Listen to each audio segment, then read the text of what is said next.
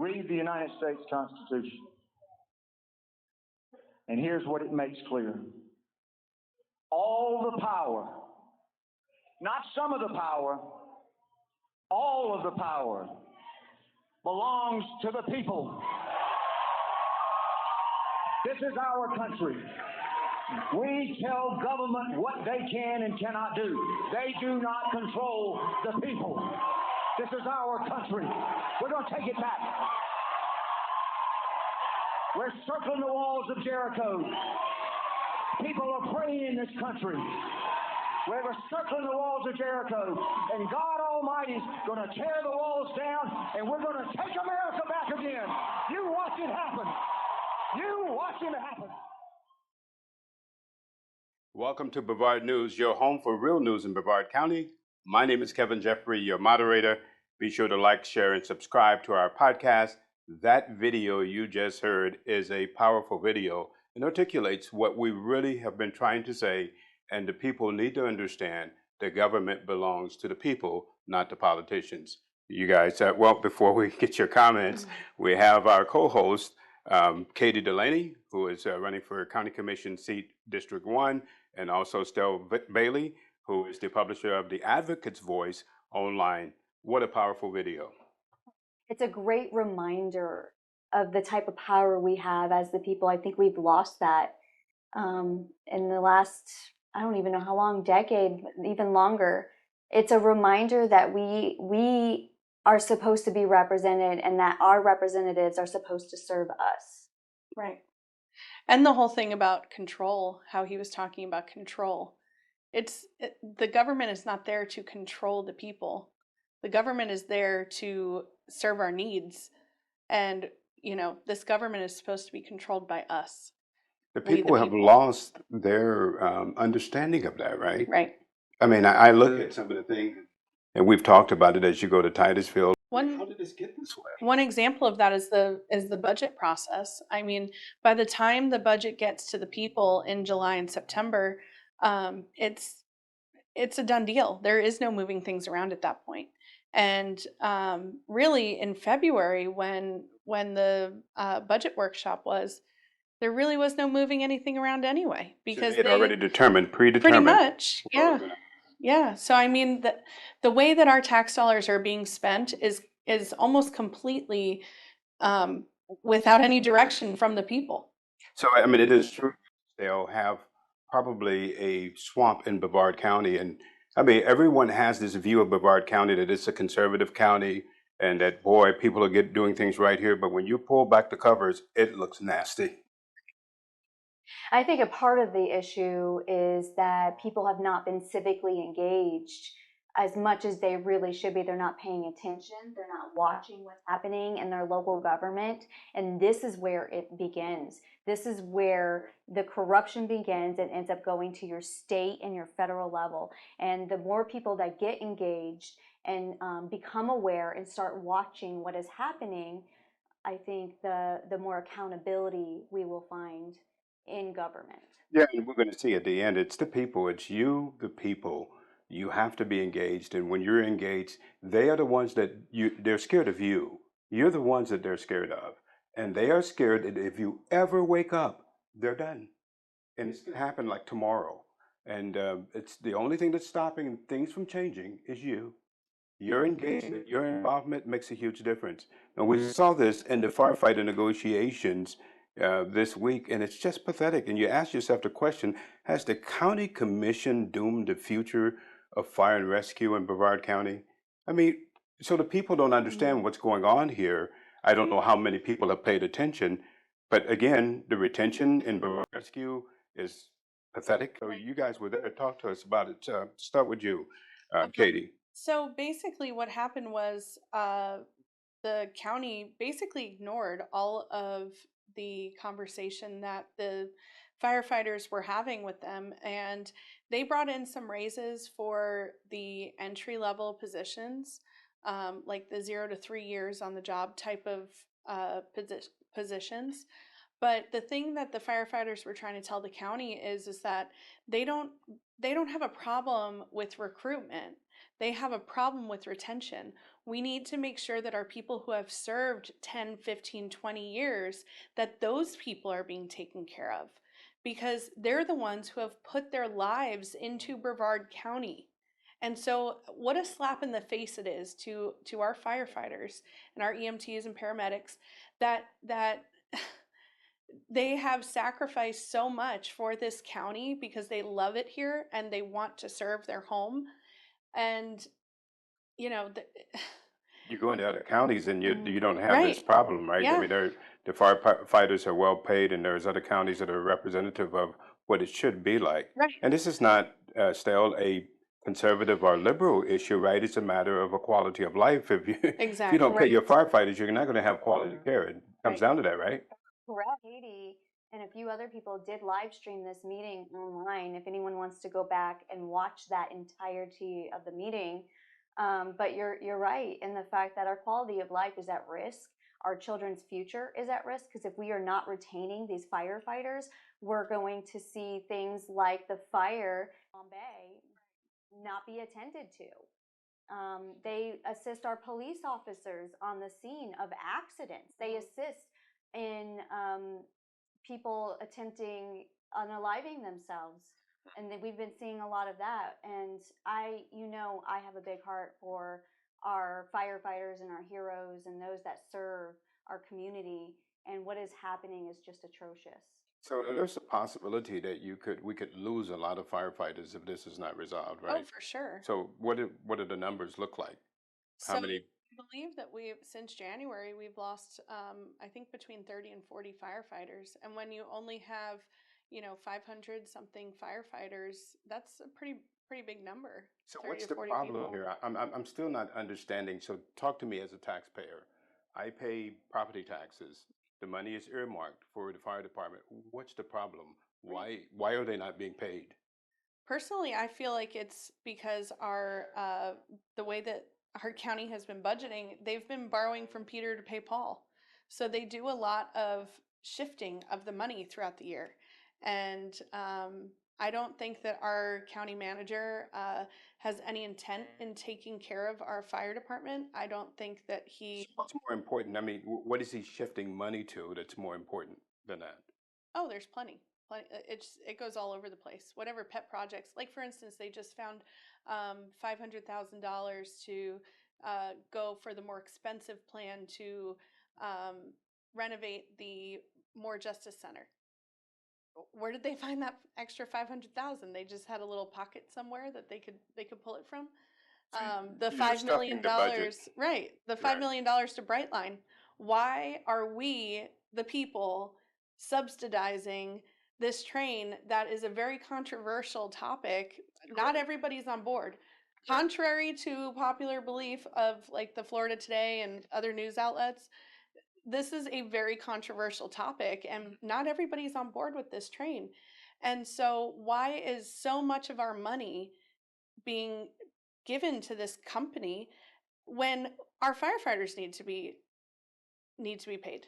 Write them, email them, go down to their offices, show up to the mission meeting, and make your voice be heard. Speak on behalf of these firefighters. And it's not just caring about the firefighters. If you care about your family, if you care about yourself, if you care about your children, if you care about your grandparents, you should care about this, because you are going to be the one that's going to be suffering if we don't have paramedics there in your worst time.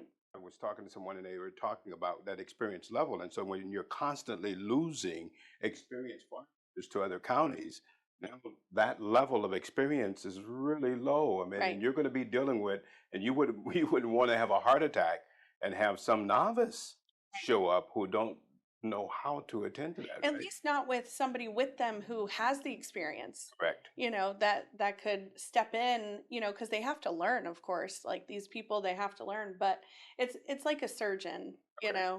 you don't want the brand new straight out of school surgeon cutting you open. You wouldn't think, and it really comes down to very practical issues for the Brevard County residents, not having experienced firefighters and consistently having this revolving door. it's going to come back to bite all of us. Exactly. The close of qualifying for the elections was this week, and tell us what you guys saw with that. Well, I actually had to turn in some paperwork on qualifying day, just because that's the way it worked out on my schedule with my schedule, and the political maneuvering that goes on qualifying day is pretty entertaining. So you tell everyone what that means. Sure. So what that means is you have only a few days to turn in your paperwork to qualify to run for office. So I believe it was, I'm pretty sure it was 4 or 6 days long, and you had to, like I said, get your paperwork in by Friday at noon of this past week. And so now all of the people that are on votebrevard.gov, when you click on it and it says candidates 2024, all the people on there that it says a little thing qualified next to it, those are the people that are going to be on your ballot in August and November. So Can you, go I ahead. was going to say, can you give insight into what it takes to qualify, like what's on that paperwork? right. So pretty much it's just oath and what's on the oath? just that like everything's true, that you're putting on your paperwork, that you know you're I don't know what all people do. I mean, somebody's had to lie on me at some point, right? And you also, a lot of people have to turn in financial forms, so like either the Form 1 or the Form 6. And trying to think what else. Also, if you want to have a nickname, you have to Nickname. yeah, like so for me, my legal name is Catherine, but I wanted Katie because everybody knows me as Katie on the ballot where my name is. So you have to sign a nickname affidavit so that you're swearing that is still you. Any surprises in the qualifying, people that didn't qualify that you thought would, or vice versa? Right. One that I'm pretty sad about is Nathan White. He is a very conservative, very honest guy, and I was really hopeful for his race in Palm Bay because we really need we need a big turnaround in Palm Bay, just like Titusville, how they have a lot of issues. Palm Bay is probably equally as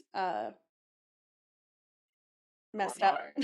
Yeah. I knew you were. And the thing that I thought was interesting too were the write-in candidates that were put into supervisor of election and tax collector. And for people who don't understand, what that does is it closes the primary. So before, when it was for the supervisor of elections, when it was Timbo Bannock and John Tobiah, anyone in the county could have voted. If you were a registered voter, anybody in the county could have voted in that election, even though they're registered Republicans. But because a write-in candidate was brought in, it closed the primary, which means that all of the NPAs and all of the Democrats just got disenfranchised. The same thing happened in the tax collector race. So it's really unfortunate that all those voters got disenfranchised. We have to call a spade a spade. It doesn't matter what party it is. If people are doing unethical things, we have to talk about it. We got to do better. You were in Michigan still, and you went to a PFAS conference. Okay, so tell us about it. And so there's a lot of misunderstanding with PFAS, right? Mm-hmm. And people think that it's just an environmental wacko type thing, but this is really affecting people. And you saw, and it's firefighters and military families. Mm-hmm. So what happened there? Sorry. So PFAS is known as a forever chemical. It is a chemical that was used by the Department of Defense in a firefighting foam, and it got into waterways across the country. And so the people most impacted by this firefighting foam are firefighters and our military and their families. They were the most exposed to this chemical, and I think that we have an obligation to ensure that they are not being further exposed to it. It has been linked to cancer, immune suppression issues, thyroid issues, miscarriages. So it is a very serious chemical. It is not a crazy conspiracy theory. It is something that has impacted families across this nation, and especially our heroes and farmers. They were at this conference speaking. They were talking about how they lost hundreds of cattle because they were drinking the water that was contaminated. They were eating the feed that was contaminated. So this not only impacts our water sources, but it impacts our food sources as well. So how far back does this go? So when the Department of Defense started using this, what year was that? So about the 1950s, but the Department of Defense knew since the 70s it was harming the environment and it was harming human health. Now, the firefighters have a high incidence of cancer. Cancer, yes. And so is there a correlation with PFAS? It's much more than that, though, right? Yes, it's much more than that. They have inhalation of certain things when they're fighting fires. But PFAS plays a big role in that cancer rate because they have been spraying this directly. I mean, they used to, in Cape Canaveral, spray this firefighting foam all over the place, and us kids would go and play in it. Wow. Right. And it's so dangerous. And they also have it in their turnout gear. And there are alternatives. So one of the takeaways from this conference, other than just the immense amount of information that comes out of it from scientists, toxicologists, epidemiologists, experts in these fields, is that I feel that Florida isn't doing enough to protect our heroes and the most susceptible, which is our children. We could do something as simple as filtering the school systems, water, to protect them.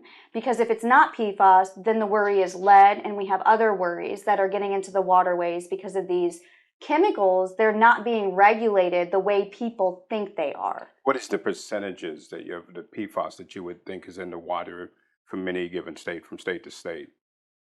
The differences between, well, we're in the top third of being the most contaminated in the United States. The state of Florida.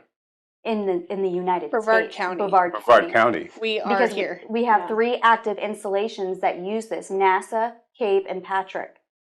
And it got into our groundwater and our waterways, and Patrick, it tested 4.3 million parts per trillion. And the safety limit at the time in 2018 was 70, just 70 parts per trillion. Wow. If that gives you an idea of how astronomical we were in our numbers.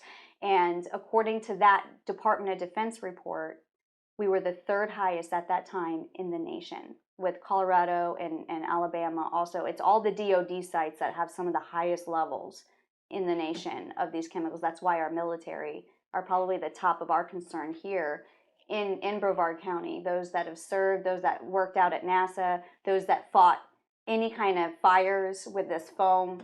And then, of course, if it's getting into our schools' drinking water. Is this the same problem that you see with the commercials on TV for Camp Lejeune and some of the problems with the chemicals in the water that happened there? Was that a PFAS issue? No, that was not a PFAS issue. That was a Okay. TCE and other chemicals, but we also have those chemicals. I always say that we are Camp Lejeune times 3. Wow. Because Camp Lejeune is 1 base, we're 3. So what can people do to protect themselves, and what can they do to try to get this changed? So the first and foremost thing that I always recommend is that people filter their drinking water. And if you are still on well water, don't think you're safe, because this is being found in shallow well water. And I would highly recommend testing your water for these particular chemicals. They are a forever chemical if you have shallow well water. We're not finding it as much in deep water because it seems to go much faster and it seems to be filtered. But filtering your water is probably the best way you can protect your family. And if you're not worried about PFAS, you should be worried about disinfectant byproducts, which was another topic of discussion at this conference. What was the conclusion of the conference?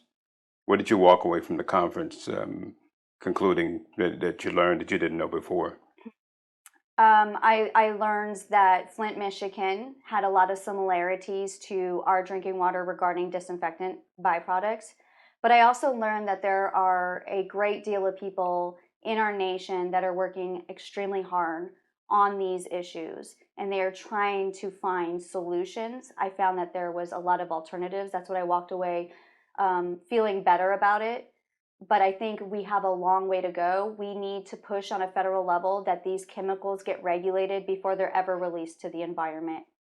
Do you think that this has a negative connotation because of, particularly among conservative, the environmental issue? It's just really controversial, and a lot of conservatives think that it's just a bunch of liberal wackos Mhm. who don't really understand things, and then the infringement on property rights, infringement on personal rights, and so that really prevents a lot of talk among Mhm. conservatives. I mean, would that be fair to say? I think it's fair to say about conservatives. However, I think that they're misled a little bit because for me personally, it's nothing to do with private properties or anything like that. Okay. It has to do with industry and chemical companies not being held accountable for their actions and for contaminating our environment. And I think if people started looking at it that way instead of looking at it as like I don't want to personally, I'm not asking, I'm not blaming even our municipalities here in Brevard County, those that are serving on councils. I have said this repeatedly at the City of Titusville meetings that you guys didn't put this chemical here. You guys did not create this problem. What created this problem was chemical industries and greedy industries who knew for decades it was causing issues, and they continued to use it knowing that it was causing cancer and it was being passed to our children, and that our children are being born with birth defects and autism and high rates of issues because these chemicals are being passed down through the placenta while you're pregnant to your most people's firstborn. That's something I learned at this conference that really freaked me out because my older son has high functioning autism. And they say that my exposures, my PFAS exposures, got passed to my firstborn the most. And then my exposure lowers because it got passed to him. Do you think it's a result of the high incidences of autism in America? Potentially. I think that there's something there. I think that we're seeing higher rates of it, and there's a reason for it. And I think it could be our exposures, Especially to military families, I think I've noticed. especially. Yeah. Because both of us were both military families. I mean, my husband served for 8 years, and no matter which base we were at, there was I always like noticed that it was there was a higher rate of children that were on the spectrum, and not that I think that PFAS is 100% to blame, but it's probably one of the factors, you know. And just to leave this off, like if you believe in our military and the PACT Act, for instance, if you believe that their exposure to Agent Orange and their exposure to burn pits did cause issues, then it should not be hard for you to believe that this is an issue as well. Good point. And the other thing too is that I think that we need to make clear that, like Stell mentioned, a lot of people were at this conference. A lot of lawmakers were at this conference in Michigan, and they came from all over the country, and they're really working towards some serious solutions. And I hope this is a call to action to our lawmakers here in Florida.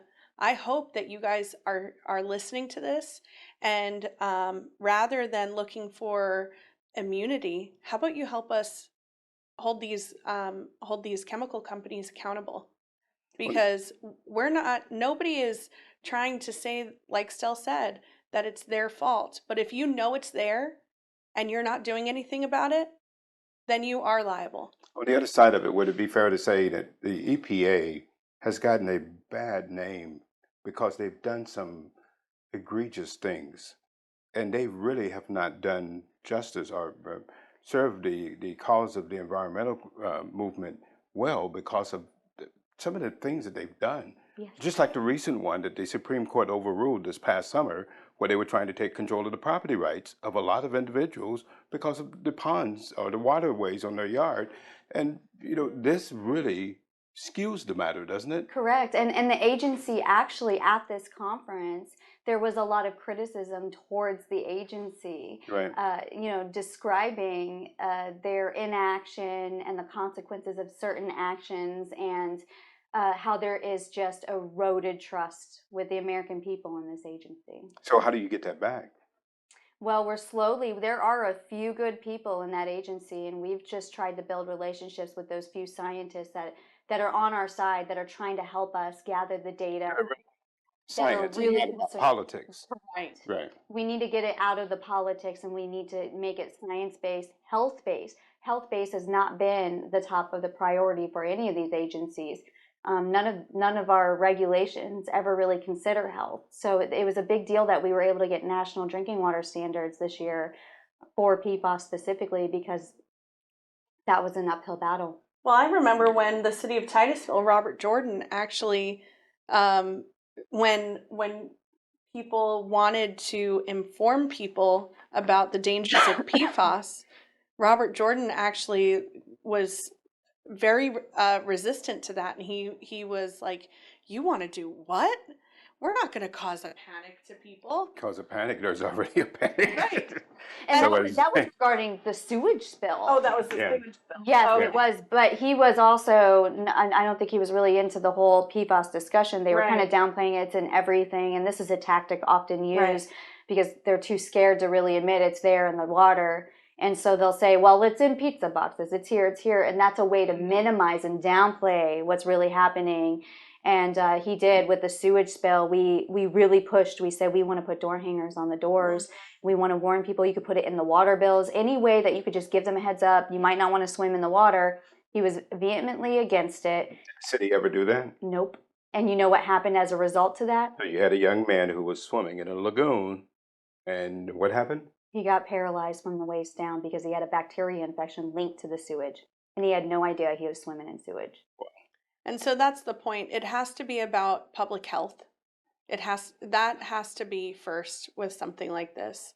And our politicians need to be thinking about doing the right thing for our community versus, What's expedient? and this is different than the mask fight, because giving out information is different than forcing people to do something. I'm a big believer in choice. I've always said that from the very beginning of this fight of mine with environment. I've always said I just want people to have the information. My family did not have the luxury of having the knowledge that we were being poisoned. Yeah, and I really think that's where the divide is between conservatives and liberals, is that a lot of conservatives feel like that they're being forced by the government to do things. And once you do that, all hearing shuts down. Nobody is going to surrender their rights to some group that they believe is out of control, which a lot of people have believed over the years that the EPA is out of control. Right. And that they're not really concerned about health, they're more concerned about controlling people. I mean, is that fair to say? Yeah, that's fair to say. And again, I go back to that. I think that knowledge is power, and if people are armed with the information, they should have the choice. They should have the choice. If they want to choose to swim in sewage, they should have that choice. Just as long as they know long as they that's know. what they're doing. So that brings us to Titusville and the city council meeting. And so what's going on there with the Titusville City Council, and always some interesting thing happening? Oh yeah, there was a lot going on in the city of Titusville over the past week or two. So first, there was a TEC workshop, and this workshop was not, and like you guys know, the TEC is the Titusville Environmental Commission, and it was not videoed, which I have a huge problem with, because Just consistently it's happening. Right, now, right? right. Like the AV guy is there. He could just as easily press the video button as he presses the audio button. And it just goes along the lines of, why not be as transparent as you can? Why not? Well, and Titusville has a major PR issue Right. in their city regarding water quality, sewage spills, and the environment, planting fake flowers. You would think they would want to video record these meetings to give people more insight into the actions happening and the brainstorming that's taking place within their city. Right. And then there was a planning and zoning meeting, and there was actually two planning and zoning meetings, and one of them was a special meeting, and that was not video recorded. And that's interesting. And they were one after the other on the same day, and it was not video recorded, and it was about the Titusville Tomorrow community that they're trying. It's basically almost like a 15-minute city, basically. And it's a very controversial project. Which is linked to the sustainability plan. Right. Which Right. is linked to the UN sustainability plan. Exactly. Which is linked to the World Economic Forum's Right. sustainability plan. Right. Which is a fact. And the city of Titusville themselves said that on public record. Yes. The staff said it. Yes. And you and I were both in the room, Well, Kevin. I heard her say that it was linked to the UN's sustainability plan, and I looked around the room, and no one's moved. And I think that what is happening is that there is no understanding of the implications of this. Yeah, so I was really disappointed that that meeting was not being videoed, because a lot of people want to know what's going on with that community. And Were there any decisions made at that? no, it was just the planning and zoning meeting, and I think that they were coming up with just different ideas and whatnot. So is there any connection to Joinerville with regard to this as well? Yes. All of this is all part of that plan, right? Right. Exactly. And so This in is more the Joinerville, which southern is area. the area on the, what would be west of the downtown, they want to take control of that area, basically, or as they say, gentrify it. But they want to take control of that area, and then this is all part of this plan, which I call it 15-minute cities. This is what it's going to lead to. Exactly. They won't tell it, they won't say that to you, but that's where this is headed. Exactly. And So then we had the Titusville City Council meeting last week, and that was the last one for a few weeks. They go on a bit of a break until July. And at that meeting, I challenged them to opt out of the SB 102 tax exemptions for Live Local Act projects.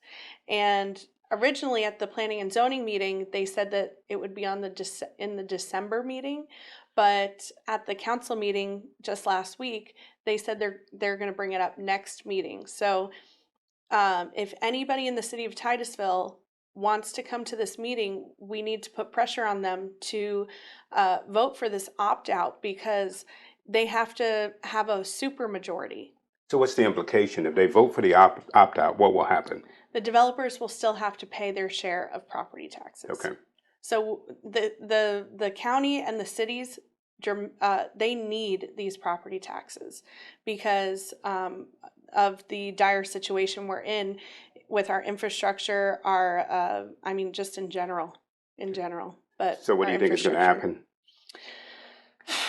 It's hard to say, especially with who's on the council. Right. I mean, you have people that aren't even voting for the will of the people that put something on so I don't know. They seem very pro-development in the city of Titusville. Which we all are, right? Right, I mean, right. we all want development, but it's, what kind of development are you going to get, right?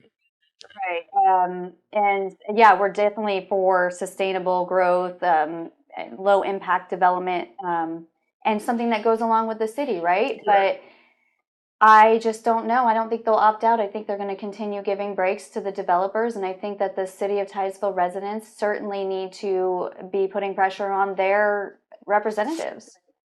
So I hope that they do opt out, because if they don't, it'll be really horrible for the city of Titusville. And so far, one city has, which is West Melbourne, and the county has. Right. So let's hope. So it's a big vote, and that was like 4-1, wasn't it? Right. Thanks, guys. That brings us to our quote of the week, and it's from Noah Webster. If the citizens neglect their duty and place unprincipled men in office, the government will soon be corrupted. Well, that's already happened. If a Republican form of government fails to secure public prosperity and happiness, it must be because the citizens neglect the divine commands and elect bad men to make and administer the laws. My friends, we are here, and this was said by Noah Webster a couple of 100 years ago, and we've made bad decisions, but you can take it back. Now, my 2 cents says this. Back in football, when we played football, you play any sport, one of the things about playing sports is that when you face an opponent, and you run a play and they don't stop it, you continue to run the same play until they stop it. And sometimes the opponent is not very smart and they just keep allowing you to run the same play. Now, I don't know if any of you have heard of the book, The Good Old Boys of Brevard. They've been running the same play for years. And I would encourage you to read that book. It talks about the corruption that is going on in Brevard County. It's been going on for a long time. And what is their play? Tyranny over the people. Only you are going to be able to stop it. They've been running that play for years. They're not going to stop running that play until you say no more. And that's my 2 cents. Thank you for joining us on Brevard News. Remember to like, share, and subscribe to our podcast, and you have a wonderful, wonderful week. Thank you.